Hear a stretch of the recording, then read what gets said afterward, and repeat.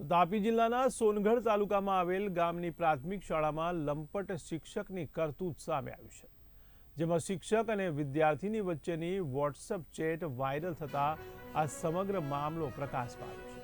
ત્યારે સૌપ્રથમ સગીરા અને શાળાની બદનામીના ડરે ગ્રામજનોએ આ લંપટ શિક્ષકને સમજાવ્યો હતો, પરંતુ શિક્ષકે પોતાની આ લંપટ વેળા ચાલુ રાખતા જિલ્લા પ્રાથમિક શિક્ષણ અધિકારી રજૂઆત કરવામાં આવી હતી। ત્યારે સમગ્ર મામલે વિવાદ વકરતા જિલ્લા શિક્ષણ અધિકારીએ તપાસના આદેશ આપ્યા છે। તો બીજી બાજુ શાળાની એસએમસી સમિતિએ 24 ફેબ્રુઆરીએ જિલ્લા પ્રાથમિક શિક્ષણ અધિકારીને રજૂઆત કરી હતી। જોકે આટલી સંવેદનશીલ બાબતમાં હજી સુધી આ લંપટ શિક્ષક પર કાર્યવાહી ન કરાતા પ્રાથમિક શિક્ષણ અધિકારીની કામગીરી સામે પણ સવાલો ઊભા થયા છે। ત્યારે જોવું એ રહ્યું કે જિલ્લા શિક્ષણ અધિકારી દ્વારા આ મામલે શું કાર્યવાહી કરવામાં આવશે।